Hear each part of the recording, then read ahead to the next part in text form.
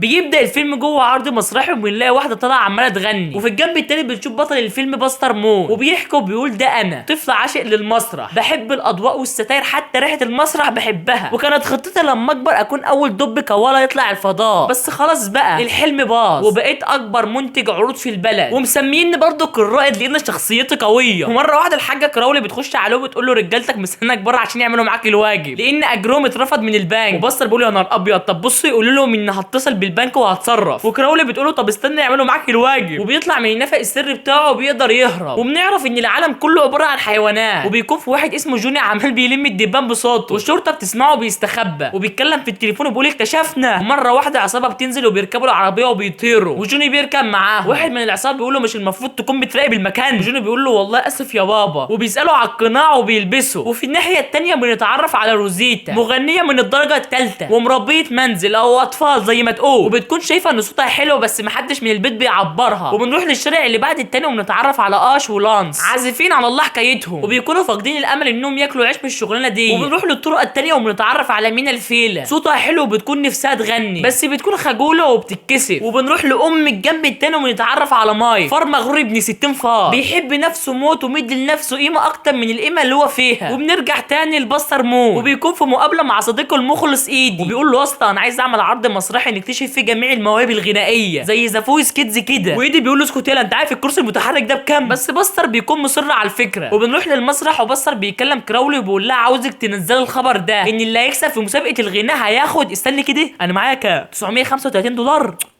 وبيبدا يبيع شويه حاجات كده وبيقول لها اكتبي اللي هيكسب هياخد $1000،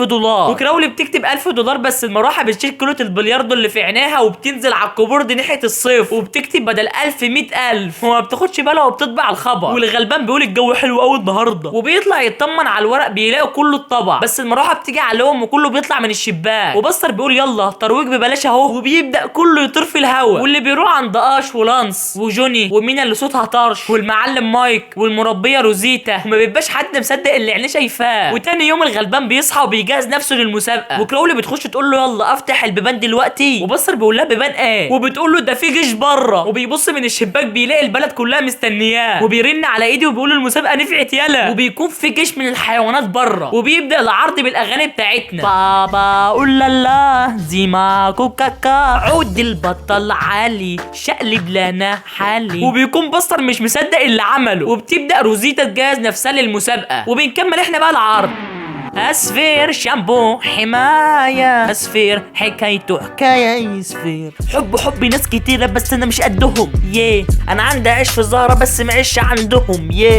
أنا بقول إيه، وبيطلع أش ورانسي قدامه عرضهم وباستر بيعجب بيهم، وجوني بيستأذن من أبوه إنه يخرج وبيوافق، وبيروح على المسابقة وبتكون الصحافة بتتكلم مع ماي وبيقول لهم الجايزة دي بتاعتي يعني هاخدها، وبنكمل العرض أو بلاش أحسن، وبيطلع جوني يغني وباستر بيعجب بغنائه، ومينا بتطلع بس بتتكسف والرهاب بيشتغل وبتمشي، ومايك بيطلع وبيبدا يغني، وروزيتا بتطلع وبتغني، وباستر بيعجب بغنائهم، وفي الاخر كلهم بيخشوا، وباستر بيقول يلا ندعي عليهم كلهم عشان نشوف مين اللي كسب، وبيكونوا كلهم متوترين وبيختار فرقه عود البطل واش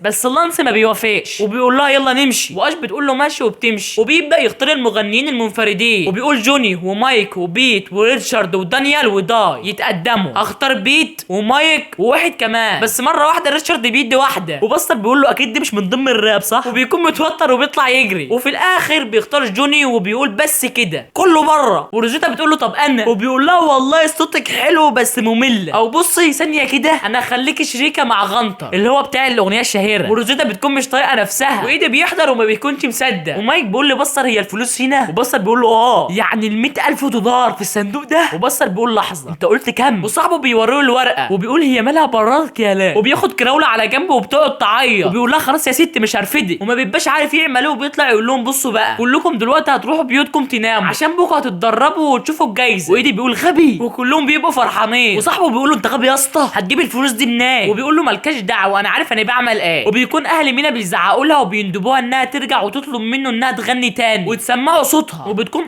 بتتحايل على لانس انها تروح لوحدها بس هو ما بيوافقش، ومايك بيكون عمال يعزف وبيلاقي فره ماشيه وبيقول لها اموت انا وما عشتش السنه، وبتدخل الديسكو بس الحراس بيمنعوه، بيقولوا انت ما تعرفش انا مين، يلا هسيبك المره دي بس. وبنروح لجوني واللي ابوه بيكون بيخطط لسرقه وعاوزه معاه عشان يسوق العربيه. جوني ما بيكونش موافق وبيسالهم هم يروحوا امتى، وبيقولوا له والله لسه هنعرف، وابوه بيوعدوا ان ده هتبقى اخر عمليه سرقه، وجوني بيوافق. وروزيتا بترن وبتطلب مربيه للاطفال، واول لما بتعرف انهم 25 طفل بتجيلها سقطه وبتموت، وما بتبقاش عارفه تعمل ايه، وبتضطر تشغل مخها. وعلى الصبح بتقدر تعمل كل المهام للاطفال بواسطه الالات، وبتقدر توديهم المدرسه. وبنروح المسرح وبيبدا باستر يديهم تعليمات، واش بتكون جت من ورا لانس، وفرقه عود دي البطل بيتخانقوا على مين اللي هيختار الاغنيه. ومره واحده النور بيقطع وكراولي بتقول اخيرا نفتكروا بقالنا سنه ما دفعناش الكهرباء، وباستر بيقول له التدريب في الضلمه بيزود العضل، يلا اشتغل. وبيطلع من الشباك عشان يوصل فيشه الكهرباء بالبيت اللي جنبه، بس مره واحده بيقع وبيقابل في وشه مين، وبتقول له انا عارفه انك ما تعرفش وبيقطع كلامها وبيقول لها ممكن توصليني فوق، وفعلا بتوصله وبيقدر يشغل الكهرباء، وفعلا بتوصله وبيقدر يشغل الكهرباء. وبياخد مينا للمسرح وبيوريها الحلاوه، وبيقول لها ايه رايك تكوني فردي معانا وتشتغلي عامله، ولسه هتقول له ان مغنيه بياخدها لمكان التدريبات. وبتقابل مايك وبيقول لها بصي يا هضبه انت انا صاحب الجايزه دي، وبيروح البنك وبيعرفهم ان هو صاحب راس مال كبير بقيمه $100,000، والمدير بيديله بطاقه بلاتينيه وبيقول له اتفضل يا ملياردير. وبيروح للحته بالعربيه الفخمه وبياخدها وبيخش الديسكو، وبتكون مينا وصلت البيت وبتلاقي عيلتها كلها مستنياه فارغ الصبر، وبتقول لهم انا اتقابلت بس بيحتفلوا قبل ما تخلص كلامها. وروزيتا بتروح البيت وبتلاقي كل حاجه ماشيه بنفس النساق اللي هي عايزاه. وبنروح لباستر وبيكون بينظف وبيلمح صوره بتفكره باول مره فتح فيها المسرح. ومره واحده كراولي بتخش عليه وبتقول البنت اللي اسمها جوديس اللي ما بتحبهاش واقفه بره، وبتخش وبتقول له طبعا انت عارف ان انا شغاله في بنك، ولو ما سددتش الفلوس اللي عليك هنقفل مسرحها. وباستر ما بيكونش عارف يعمل ايه، وبيروح لصاحبه ايدي وبيقول له ايدي يلا انت كل يوم عايش هنا، بيقول له ايه يا عم عينيك ناقص يحسد من انت، وبيقول له هي لسه عايشه، وايدي بيقول اه، وبيوري له صورتها. وباستر بيقول شكلها مليارديره معاها فلوس، وايدي بيقول له اه بس هي لا مؤاخذه فخره شيل خا وحط جيب. وفي وسط ما مايك بيغني بيقوم باستر شارب عين كراولي ورميها وجايه في الكاميرا قطع الحبل نازله عند مايك شايله بيت وراجعه تاني لصاحبتها، وبيكون بيت اتكسر وفرقه عود البطل بتتشكل مع بعض وبتمشي. وباستر بيخش يقول لمينا بص انت هتعيدي العرض تاني، وبتتوتر وبيقول لها تعملي كده كده. وبيكون جوني مش عارف يعزف وكراولي بتقول له ايوه يا ابني كده سمعني. وابوه مره واحده بيرن عليه عشان عاوزه وبيستاذن من باستر انه يمشي وبيوافق. واش بترجع البيت بتلاقي لانس بيخونها مع مغنيه تانية وبتطرده بره البيت. وبنروح للديسكو اللي فيه مايك وبيكون معلم على الدببه واخد منهم فلوسهم كلها، والدب بيقول له اموت واعرف عملتها ازاي، ومايك بيقول له من دماغها الشرس. ولسه هيمشي الدب بيلاقي ورقه كوتشينه متعلقه في جيبه وبيمسكه وبيقول له ايه ده، وبيضربه وبيطلع يجري وبيقدر انه يهرب منه. وايدي بيكون في طريقه لنينتو، وباستر بيرن عليه وبيقول له ايه يا اسطى لبسك طرش، وبيبص جنبه بيلاقيه مستنيه وبيروح معاه يزور جدته وبيقابلها وبيقول لها انا عندي ليك صفقه العمر، انا عامل مسابقه غناء وايه رايك تكوني انت راعيه الجايزه. والجد ان انا بتقول ما تقول انك معكش فلوس تدفعها وخلاص يجرب، وبيقول لها والله بص يعني. وفي الاول ما بتوافقش بس بيفضل يزن عليها لحد ما بتوافق ويعمل لها عرض تجريبي تشوفه الاول، وبيروح يعرف فرقته وبيقول لهم ده هتبقى اهم عرض عشان تشوفوا فلوسكم اللي هتكسبوها. ومره واحده ابو جوني بيرن عليه بيقول له يلا يلا هنبدا المهمه دلوقتي الثانيه دي، وجوني بيركب وبيروح معاه وبيبدا المهمه، وابوه بيقول له خليك هنا اوعى تتحرك 37 دقيقه ونرجع لك. واول لما بيمشي بيقرر جوني انه يستغل الوقت وبيروح العرض التدريبي، وبيكون مايك عمل شغل عالي واش بتكون زعلانه على الخيانه وما بتقدرش تغني، وجوني بيوصل وبيستأذن من روزيتا انه يخش الاول بس بيكون غنطر دخل يغني وبتقول له معلش مش بايدي، وبتخش تغني بس بتقع. وباستر بيقول يلا اللي بعده، وجوني بيخش وبيبدا يعزف بس باستر ما بيعجبوش العزف وبيقول له ولا انت اتمرنت، وجوني بيقول له والله، وبيبص بيلاقي الوقت قرب يعدي وبيطير بره المسرح وبيركب عربيته بس بيلاقي الدنيا عدد زحمه واتزنق بين العربيات، وابوه والعصابه بيطلعوا ما بيلاقوش جوني بس بيلاقوا الشرطه مستنياهم على نار، وبتبدا قش تتعود على الاغاني من غير لانس. وجوني بيروح لابوه السجن وبيقول له انت كنت فين يالا وما تكدبش، وبيعترف له انه كان في العرض الغنائي وانه مش عاوز يكون واحد من العصابه، والاب بيزعل وبيتعصب وبيمشي، وجوني بيوعده انه هيكسب $100,000. وبنروح المسرح بالليل وبتكون كراولي بتقفله وجوني بيطلع يسرق الفلوس بس بيلاقي اسمه من ضمن الاشخاص اللي تم اختيارهم وبيتصدم. ومره واحده كراولي بتخش عليه وبيقول لها انا هنا عشان عاوز وقت كمان اتعلم على البيانو، وفعلا بيبدا يتدرب وبيكون ساب الفلوس. وباستر بيبدا يظبط المسرح بمساعده مينا بطريقه شرعيه وقانونيه 100%. وبنروح بيت روزيتا ومره واحده جوزها بيتزحلق وبيضرب كل الالات وبيتمسح ببلاط الشقه، وفي الاخر بيتدفى مع اولاده، وجوني بيكون عاد خبير في البيانو واش عادت نجمه، وروزيتا وغنطر فهموا بعض. وباستر بيقول للمايك انت اللي هتخش الاول، وبيقول له طبعا نمبر 1، وروزيتا الثانيه وجوني الثالث واش الرابعه، وبيعرض على مينا لو عاوزه تنضم معاهم بس بتقول له انا خايفه، وبيبدا باستر يحفزها بكلام ايجابي. وكراولي بتقول له الحربايه ان انا وصلت، وباستر بيطلع يستقبلها وبتقول له مش عاوزه حد يلمسني، وبتمشي لوحدها. وايدي بيقول للبصل انت مش خايف يا اسطى؟ وبيقول له لا انا عايز اخش الحمام بس. والدببه بتلمع عربيه مايك وبتقول ده اكيد جوه، وبتقوم عكشاه وقايله له فين الفلوس يا عرس؟ وبيقول له ولا انا مش عرس انا فار، ثانيا صرفتهم. ولسه هيتعشى بيقول له